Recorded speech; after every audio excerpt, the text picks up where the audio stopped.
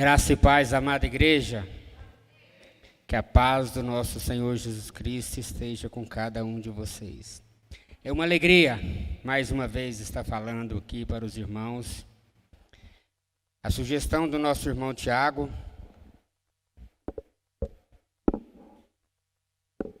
em ler o livro de João, algo muito importante. Amo também o livro de João, um livro muito importante. E quero começar com os primeiros versos do livro de João. João capítulo 1, verso de 1 a 5. Vamos meditar sobre o tema A Grandeza do Nosso Redentor. Amém, queridos? A minha versão vai dizer assim. João capítulo 1, verso de 1 a 5. No princípio era o verbo, e o verbo... No princípio era o verbo, e o verbo estava com Deus, e o verbo era Deus.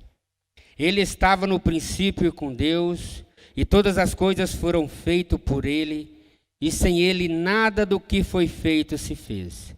A vida estava nele, e a vida era a luz dos homens. A luz resplandece nas trevas, e as trevas não prevalecerão contra ela. Oremos, curva sua cabeça. Senhor, fala, ó Pai, através da Tua palavra, aos nossos corações, que nós possamos entender a Sua criação e que nós possamos, ó Pai, refletir a luz que é Cristo Jesus. Amém. Meus queridos, quando você lê, de que forma você lê? Você lê rapidamente, marcando, grifando. Você, Tiago, você costuma ler em voz alta? Eu também costumo ler em voz alta, grifando, marcando todo jeito. Parece rabiscar não leu, né? E até mais fácil, né, depois para a gente ter um segundo entendimento, né? Um grande autor, ele vai nos dar uma pincelada sobre isso aí, como devemos ler. É um grande autor, escritor de vários livros, né? Em uma pesquisa nos Estados Unidos, no ano de 2006, cerca de 5.000 pessoas, entre pais e filhos, foram entrevistados sobre leitura. Como vocês leem? Qual o tipo de livros que vocês leem? E a metade do grupo entrevistado, entre 5 e 18 anos, não tinham costume de ler, muito menos em voz alta. E eles só começaram a ler a partir de alguns livros que foram para o cinema, tipo Harry Potter, O Senhor dos Anéis, Nárnia. E após esses livros ter ido para o cinema, despertou a leitura uma certa faixa etária. E os pais relatam dessa pesquisa que após os filhos ter iniciado a leitura, despertou também no pai o desejo de ler, e a melhora escolar desses filhos foram significativa em todas as áreas.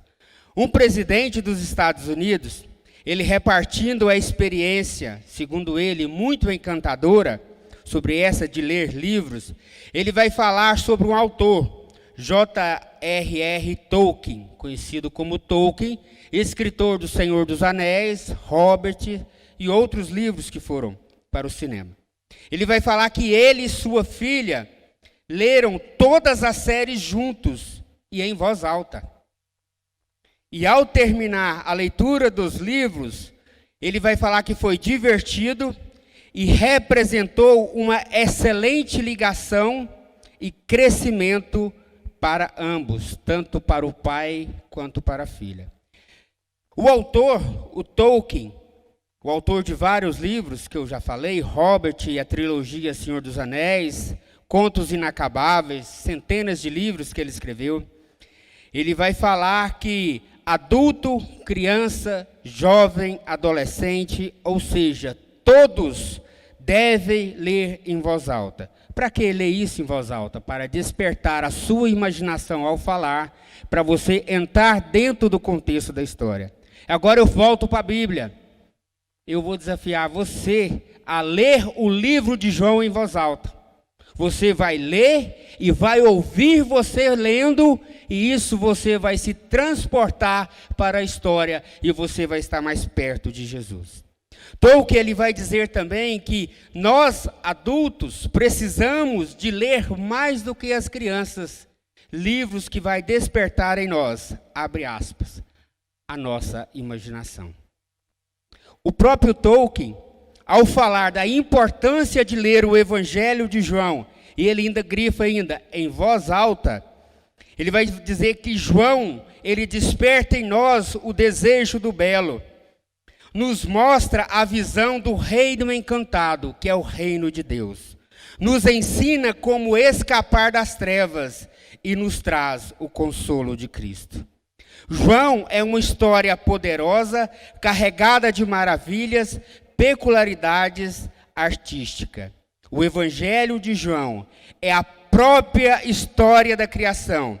Não é apenas uma narrativa, porque o autor da história não foi o evangelista João, mas o próprio Deus. E ele finaliza que a história de João, ela é suprema, bela e verdadeira. Devemos olhar para o livro de João com esses olhar. Devemos alimentar diariamente, não só do Evangelho de João, mas do Evangelho de João, porque nós fizemos um compromisso de ler agora esse Evangelho. Mas toda a Bíblia, se você ler dessa forma, você vai estar se alimentando 2 vezes mais. Cristo é o único capaz de nos recuperar a nossa visão. Ele nos devolve o olhar do que é encantador para a nossa vida.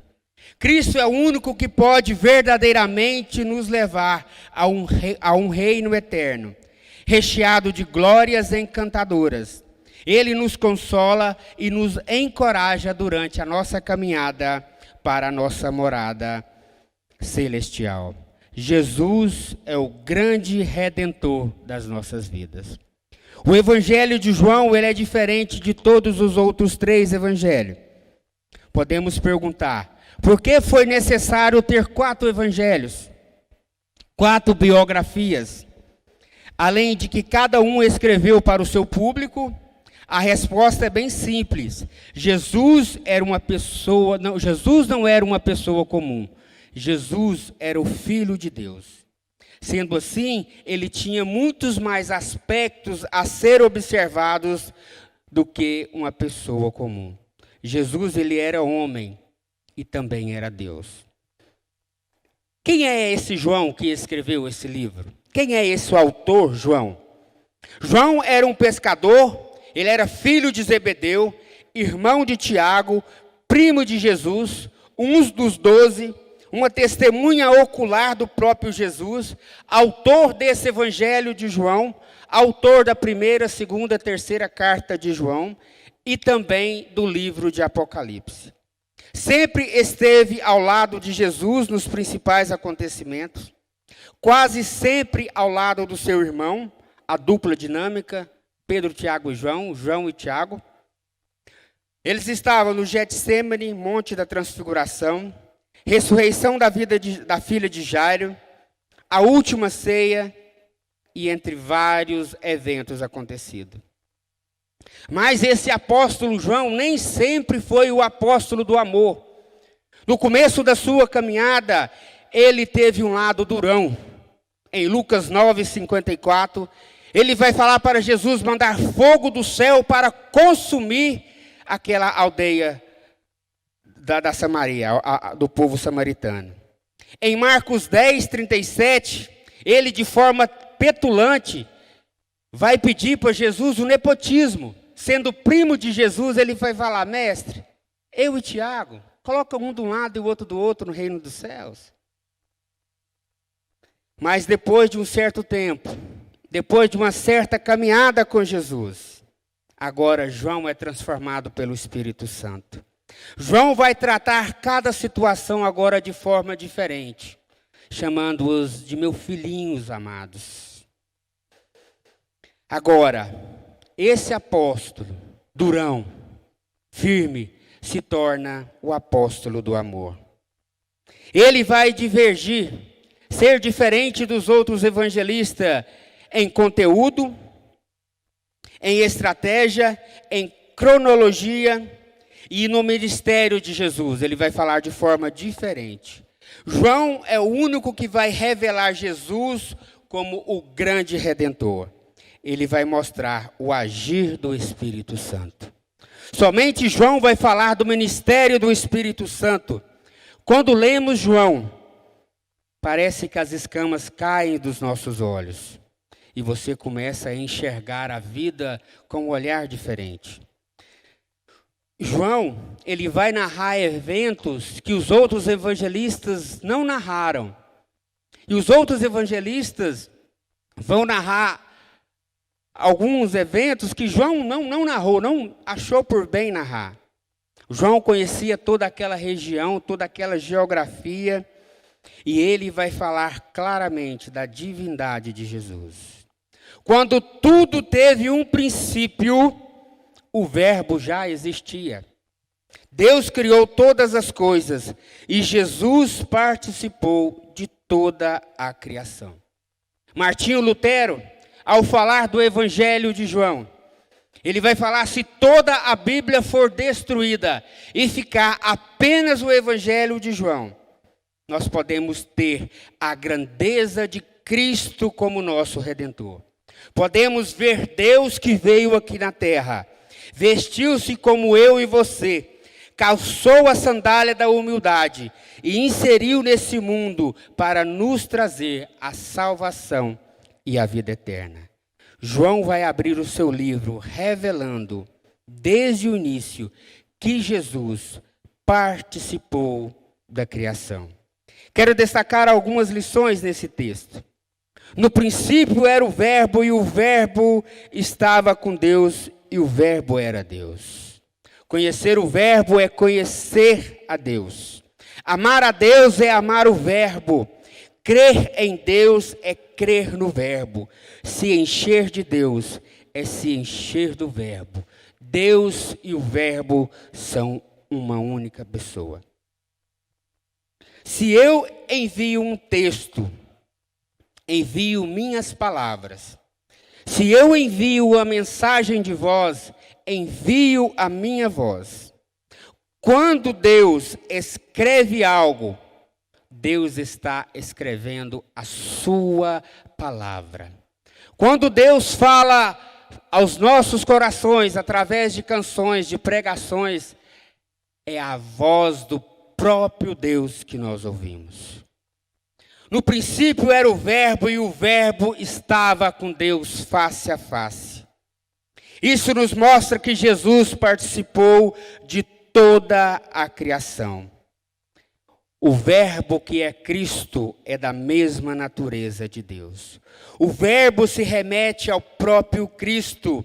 Pode ser também traduzido em algumas versões como a palavra de Deus.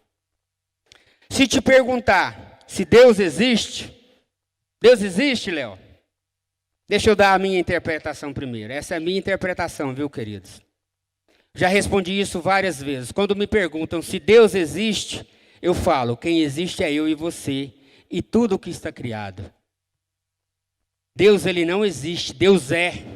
Deus é criador de todas as coisas. Quando você fala que algo existe, subentende que algo foi criado. Quando você fala que Deus existe, você está subentendendo que Deus foi criado. E Deus não foi criado, Deus é. Deus criou todas as coisas. Deus é o criador de todas as coisas. Deus é, desde o princípio. Então, quando alguém me pergunta se Deus existe, eu falo que não. Deus é o criador de todas as coisas. Alguns astrônomos vão dizer que o nosso universo tem cerca de 93 bilhões de anos-luz. Isso quer dizer, se você andar pela velocidade da luz, você vai gastar 93 bilhões de anos-luz para ir de uma extremidade a outra. Esse é o nosso Deus, que criou todas as coisas, que criou o universo. Agora olhemos para o nosso corpo.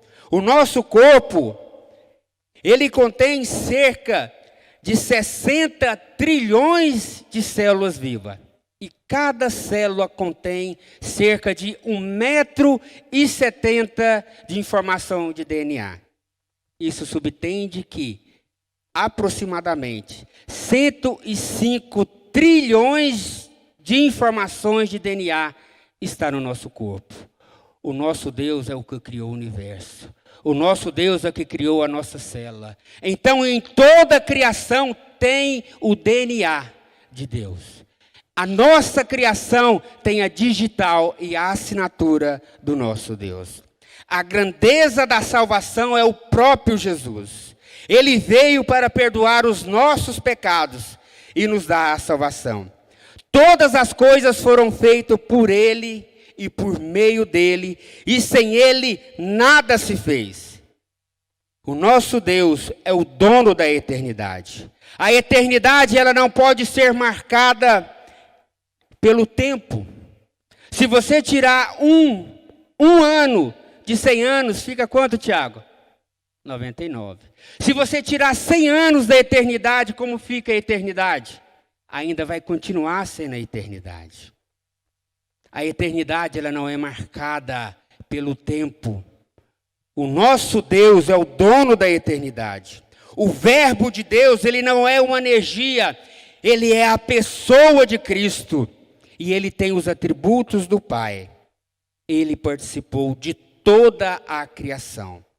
Em Colossenses 3,16 vai dizer assim, que a palavra de Cristo habite ricamente em vocês. Instruam e aconselhem-se mutuamente em toda a sabedoria. C.S. Lewis, ele vai dizer 3 coisas em relação a Jesus. Que Jesus pode ser um mentiroso, que Jesus pode ser um lunático, ou que Jesus é o próprio Deus. Se ele não foi quem ele disse ser, ele é um mentiroso. Se ele não foi quem pensou ser, ele é um lunático. Mas se ele foi o que ele disse que foi, então ele é Deus. Ele é o próprio Deus. E a Bíblia vai falar que Jesus é o próprio Deus. Ele vai dizer que eu e o Pai somos um. A segunda lição que eu quero destacar é que o verbo gera fé. Romanos 10,17 diz assim: e assim a fé vem pelo ouvir e ouvir pela palavra de Cristo. A fé vem pelo ouvir o Evangelho. Muitos não entendem a razão de estudar e de pregar a palavra de Deus. Qual o motivo de pregar a palavra de Deus? Para gerar fé, para gerar solidez na nossa fé, na nossa caminhada com Cristo. Quando se ouve a palavra que realmente vem de Deus, ouvimos o próprio Deus. A palavra flui do Espírito Santo para nos alimentar. João quer despertar a fé no nosso coração quando lemos o seu livro. Em Jesus, quando cremos em Jesus, é provar que Jesus é o próprio Cristo. Ele é o Senhor e Salvador das nossas vidas. A fé será alimentada ao ouvir o Evangelho. Ela precisa ser anunciada a todos, para que outras pessoas também sejam alimentadas. A fé adormecida ou morta não é fé verdadeira. A fé que você não alimenta da palavra de Deus é uma fé morta. A fé pelo poder do Espírito Santo faz nascer no coração do crente, através da palavra escrita, a fé que produz vida. A fé gera vida, que é Cristo em nossas vidas. O Evangelho de Cristo nos faz desfrutar da alegria com Cristo. A fé que salva não é um fogo de palha, mas como uma faísca que alimenta, cresce, se espalha e incendeia a floresta do nosso ser. Em João 20:31, ele diz: para que vocês creiam que Jesus é o Cristo, o Filho de Deus, e para que, crendo nele, tenham vida pelo poder do seu nome. Vamos analisar. Para que vocês creiam é a faísca da fé. E para que, crendo nele, é a floresta incendiada pela fé que aumentou, cresceu e se espalhou pela vida. Em João 5:24 vai dizer que em verdade eu lhes digo, quem ouve a minha palavra e crê naquele que me enviou, tenha a vida eterna. Não entra em juízo, mas passou da vida para a morte. Aquele que crê, tenha fé que Jesus morreu naquela cruz, ele passa da morte para a vida. A fé é o dom de Deus. Em Efésios 2:8 vai dizer que ela vem pelo ouvir a palavra de Deus. Em Romanos 10:17, o coração regenerado pelo Espírito recebe a palavra, ouve sobre o nome que está sobre todo nome, que é Cristo, e crê ao ouvir a palavra. Portanto, a fé que salva e santifica é o resultado da palavra de Cristo e do Espírito Santo agindo em nossos corações. É a obra sobrenatural de Deus. A terceira lição, o verbo gera vida. O verso 4.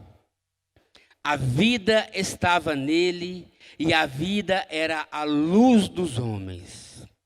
Em Tiago 1:18 vai dizer, pois, segundo o seu querer, ele nos gerou pela palavra da verdade, para que fôssemos como que primícias das suas criaturas. A vida estava nele. Tudo o que existe deriva de um começo, mas Deus não deriva sua vida do nada. Ele é autoexistente. Ele é a fonte da vida. No grego temos duas palavras para destacar vida. A primeira dela é bios, a vida em si, tudo que existe. E zoe, a vida espiritual. E aqui no verso 4, João está usando vida espiritual. Só Deus tem vida em si mesmo. Só Deus é autoexistente. O verbo não recebeu a vida, ele é a vida. Dele decorre todas as coisas. Ele é a fonte de tudo o que existe. Ele é a vida nos homens. Jesus é a fonte de toda a vida biológica, como também a fonte da vida espiritual, a vida eterna e a vida abundante. João 10:10. O verbo é a fonte de toda a vida. Ele é a fonte de toda a vida e luz. Salmo 36:9. Ele é a luz do mundo. João 8:12. João vai nos apresentar 7 sinais. João não vai falar sobre milagres de Jesus, ele vai falar sobre sinais de Jesus. No capítulo 2, a transformação de água em vinho. O capítulo 4, a cura da filha do oficial romano. Capítulo 5, a cura do paralítico no tanque de Betesda. Capítulo 6, a multiplicação dos pães e peixes. Capítulo 9, a cura do cego de nascença. E capítulo 11, a ressurreição de Lázaro. João também vai destacar 7 vezes Jesus falando o eu sou. O eu sou o pão da vida. 6:35. Eu sou a luz do mundo. 8:12. Eu sou a porta. 10:7, eu sou o bom pastor, 10:11, eu sou o caminho, a verdade e a vida, 14:6, eu sou a videira verdadeira, 15:15, e eu sou a ressurreição e a vida, 11:25. Jesus é o mesmo ontem, hoje e para sempre. E ele vai usar de forma didática que devemos refletir a sua luz. O verbo gera a luz. O verso 5. A luz resplandece nas trevas, e as trevas não prevalecerão contra ela. João, inspirado por Deus, afirma que a escuridão nunca conseguiu apagar a luz. Em João 12:35 vai dizer: andem enquanto vocês têm a luz, para que as trevas não os surpreendam, pois aquele que anda nas trevas não sabe para onde está indo. Onde a luz chega, as trevas vão embora, a escuridão se dissipa, a escuridão desaparece. Um lugar escuro, o que é? É a ausência de luz. Então a luz que é Jesus, quando ela chega no lugar escuro, um lugar das trevas, tudo se desfaz. Estamos vivendo tempos tenebrosos, tantas incertezas, mortes e mais mortes, mas Jesus é a luz do mundo. Jesus veio para trazer luz a este mundo. Quando Jesus chega, Jesus traz paz. Champlin, em seu comentário, vai dizer assim, que o sol brilha e tem luz própria. A luz brilha, mas não tem luz própria. Jesus é a luz do mundo. A luz que é Jesus irá refletir em mim e em você. William Barclay, ele vai dizer que a luz que é Jesus, quando chega, ela faz desaparecer o caos, ela é reveladora e tira todas as máscaras e os disfarces, mostra as coisas como de fato elas são, e a luz, ela nos guia. Jesus veio trazer a luz ao engano, acabar com a mentira, com a corrupção. Onde a luz chega, tudo se fez novo. A família é restaurada, a sociedade é transformada. Nada e ninguém poderá prevalecer contra a luz que é Jesus. A luz resplandece nas trevas e nada poderá apagar a luz que é Jesus. Onde Jesus chega, ele espanta as trevas. A luz dissipa todas as trevas. O mundo está em trevas, está na escuridão.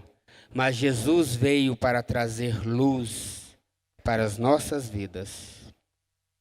Quando Jesus se manifesta através da luz, que é a nossa salvação, a venda dos nossos olhos cai. Os cativos são tirados do império das trevas e o reino da luz prevalece. Na primeira criação havia trevas sobre a face da terra. Gênesis 1:2. Até que Deus chamou a luz à existência. Da mesma forma, a nova criação abrange a expulsão da escuridão espiritual pela luz que brilha no mundo. Sem a luz que é Cristo, o mundo das pessoas está envolto nas trevas. A luz da vida tem propósito. Não é estática como a luz de um farol. A luz da vida faz plano, se movimenta, ela brilha em mim e ela brilha em você. A luz da vida que é Jesus, ela veio para trazer paz no mundo. E nada poderá apagar a luz que é Jesus. Nem mesmo a morte pôde conter Jesus. A luz da vida cresce e se expande. A vida de Cristo é a fonte de vida e de luz. É a grandeza do nosso Salvador. Pois és a fonte de vida, a luz pela qual vemos. Salmo 36, 9. A luz da vida gera descendência. João 12, 36. Creiam na luz enquanto ainda há tempo. Desse modo vocês se tornarão filhos. Portanto, aquiete-se. Não deixe seu coração te atribular com essa escuridão que estamos enfrentando. Parece que cada dia mais e mais está mais escuro. Parece que cada dia mais e mais números de mortes, maior a escuridão se torna. Parece que a luz está apagando. Pois eu quero falar que Jesus é a luz do mundo. E nada pode apagar a luz que é Jesus. Nada pode prevalecer contra a luz que é Jesus. Em João 16, 33 vai dizer: eu lhes disse essas coisas para que quem crê em mim tenham paz. Nesse mundo vocês terão aflições, contudo, tenham bom ânimo, eu venci o mundo. Receba a luz. Você que talvez está preso ao pecado. Você que talvez está preso à escuridão do sofrimento. Crê em Jesus, que Ele é a luz da vida. Talvez você que esteja escravo do pecado. Crê em Jesus, que Ele vai te libertar. João 12, 36. Creiam na luz enquanto ainda há tempo. Desse modo vocês se tornarão filho. Você que está preso. Você que está sofrendo. Você que está enfrentando a terrível escuridão da perda, do luto, do sofrimento. Creia na luz que é Jesus. Seja paciente e esperançoso e perseverante no amor. João, na caminhada com Jesus, ele muda a sua estratégia. Aquele mesmo homem que pede para cair fogo do céu para destruir pessoas, agora ele vai falar do amor verdadeiro que é Jesus. Ele vai escrever: meus filhinhos, o mundo precisa da vida que é Cristo. O mundo carece de luz, que é Jesus. O amor que é Jesus, ele vai prevalecer contra as trevas. Devemos continuar batalhando, lutando para que a luz brilhe cada vez mais. Em João 21, 22 vai dizer: a paz seja com vocês. Assim como o Pai me enviou, eu os envio. Então soprou sobre eles e disse: recebam o Espírito Santo. Eu quero falar agora: sejam cheios do Espírito Santo. Vocês creram em Jesus, vocês receberam o Espírito Santo. Então vamos orar para que vidas sejam curadas. Vamos orar para que vidas sejam resgatadas das trevas.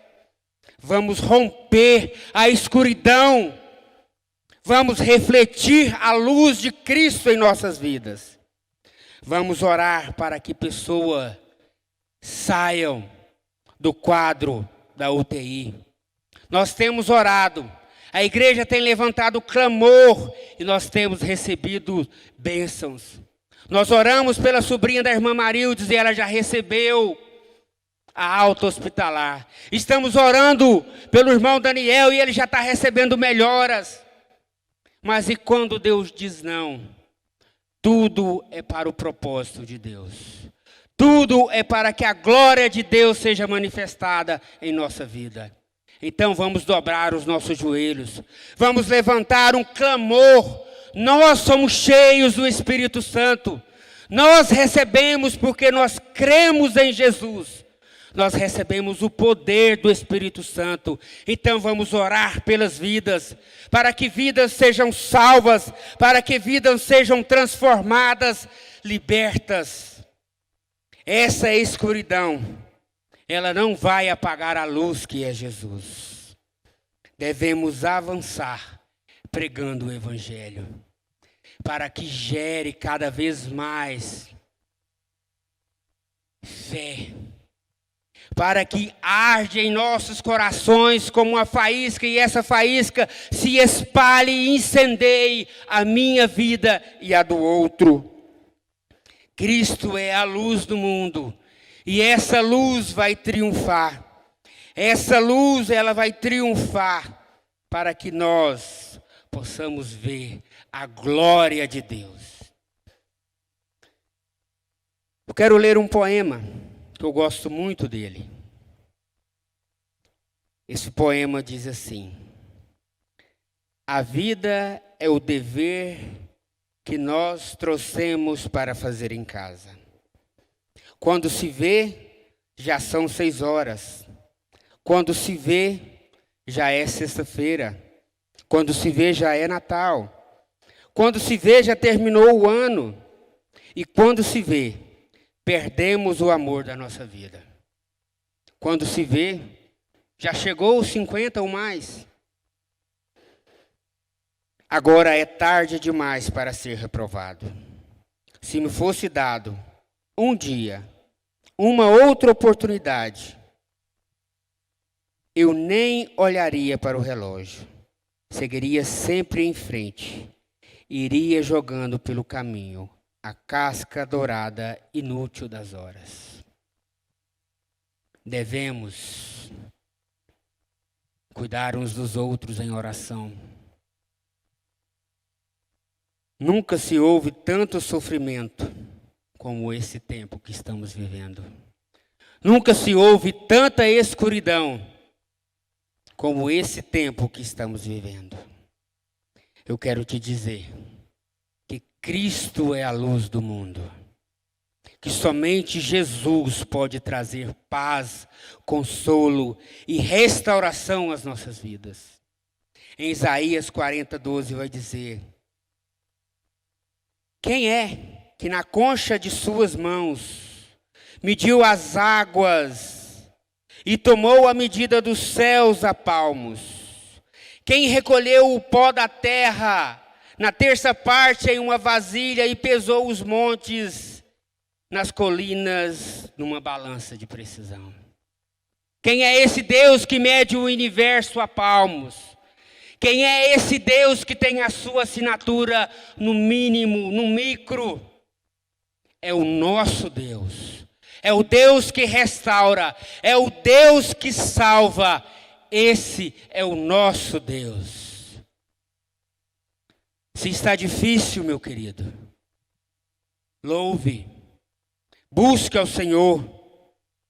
Porque o mesmo Deus que agiu na vida de Jó, que ele vai falar, aonde o próprio Deus vai dar testemunho da vida de Jó, ele vai falar que conhecia esse Deus apenas de ouvir falar, e agora ele conhece face a face.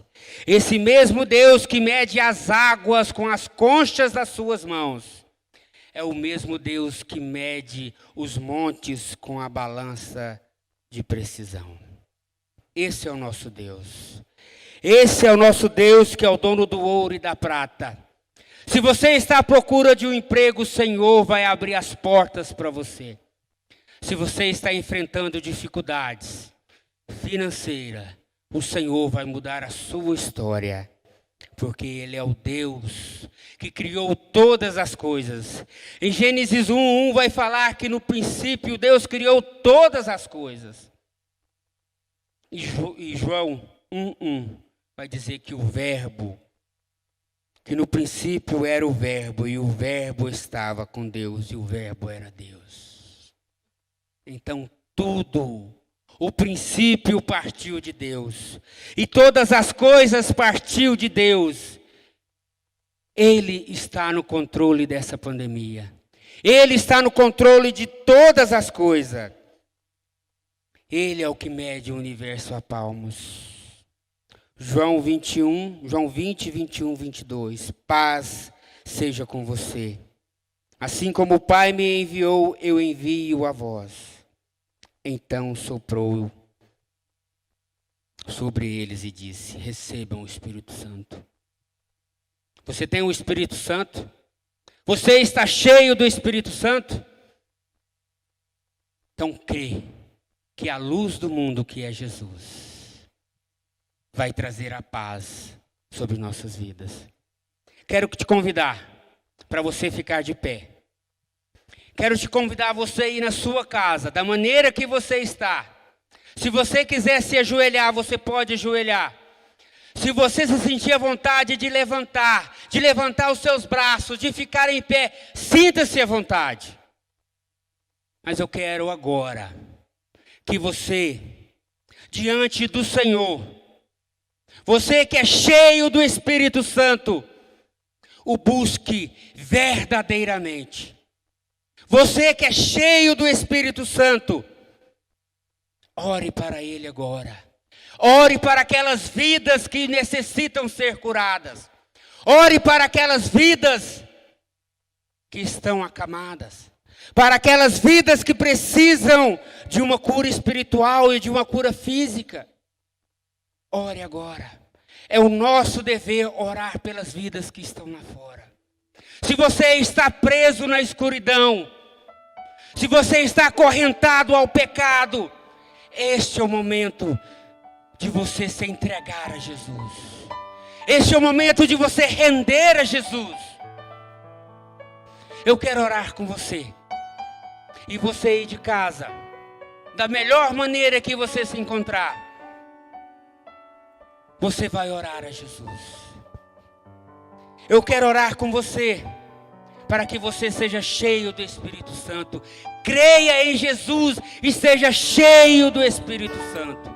Para que a luz do mundo, que é Jesus, possa te tirar das trevas. Que a luz do mundo, que é Jesus,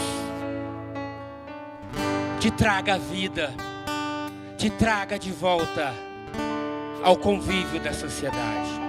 Estamos em isolamento social, mas Cristo é aquele que traz a paz aos nossos corações. Curva a sua cabeça.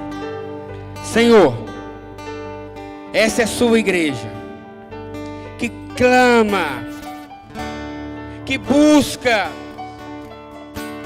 pelo milagre. Senhor, Tu que és a luz do mundo,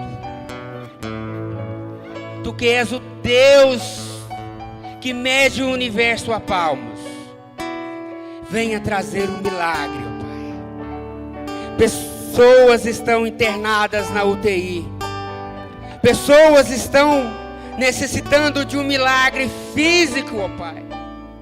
Mas também tem pessoas que estão precisando de cura espiritual. Oh, Papai querido, Tu és aquele que traz a vida, Tu és aquele que traz a luz. Oh, Papai querido, nós precisamos de Ti. Oh, Papai querido, visita agora, Senhor Deus, ó Pai, cada lar, cada casa, Senhor Deus, ó Pai, cada família aqui representada, ó Deus. Se preciso for, Senhor Deus, ó Pai, traz a cura física, o milagre, traz a cura espiritual, quebra cadeias, ó Pai, restaura, ó Pai, que a Tua luz, que é a luz do mundo, possa iluminar cada coração, cada vida, possa trazer luz às trevas, possa restaurar, ó Pai, cada vida, Senhor. Tu conheces, ó Pai, cada coração. Nós que somos cheios do Espírito Santo, nós vamos orar e vidas serão curadas. Nós vamos orar e cadeias serão quebradas, porque o Senhor nos disse que estamos cheios pelo Espírito Santo, porque nós cremos em teu nome, que é Jesus, o nome que está sobre todo nome. Senhor Deus, não permita, ó Pai, que a adversidade venha, Senhor Deus, ó Pai, distanciar o teu povo. Que o medo, que a aflição, ó Pai, venha, ó Pai, distanciar o teu povo. Derruba, ó Pai, as muralhas. Derruba, Senhor, as cadeias. Como o Senhor libertou, ó Pai, aquele homem de Gadara, aquele endemoniado. Visita, Senhor Deus, ó Pai, essas pessoas que estão acorrentadas, ó Pai, pela depressão, pelo medo. Que o Senhor possa trazer a paz, que a luz de Deus entra nesse quarto, entra nessa vida e traz a cura. Oh, papai querido, pessoas que estão enlutadas, ó Deus, traz o consolo, traga a paz e restaura, ó Deus, mude a história. Tu és o Deus que mede o universo a palmos, que mede as águas com as conchas das suas mãos. Vai acabar com essa pandemia, vai acabar com o sofrimento e com a escuridão, porque tu és a luz do mundo. Eu creio no nome do Senhor Jesus, o nome que está sobre todo nome. Amém e amém. Que Deus abençoe.